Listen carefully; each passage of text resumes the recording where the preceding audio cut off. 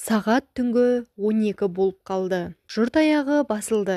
Алдымыздағы көшемен ең соңғы трамвай өтіп барады. Вагонда 3-4 адам көрінеді. Күндізгі қаптап жүрген трамвай, троллейбус, автобустар қайда қазір? Олардың әрқайсысының арнаулы тұрағы, демалуға жайғасатын орны бар. Олар сонда жиналады. Мұнда күні бойы ұйықтамай қызмет ететін адамдар бар.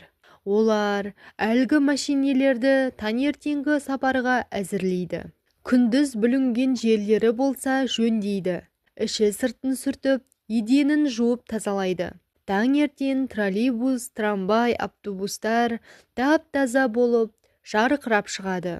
Бүйірінде жедел жәрдем деген жазуы бар мәшине қақпадан шығып келеді.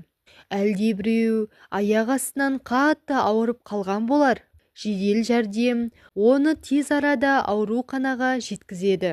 Онда ұзақ түнде көз ілмей адамды ажалдан арашалайтын кезекші дәрігерлер бар. Қалада бірнеше жедел жәрдем станциясы бар. Оларда жұмыс күндіз-түні бірдей қызу жүріп жатады. Бердібек Соқпақбаев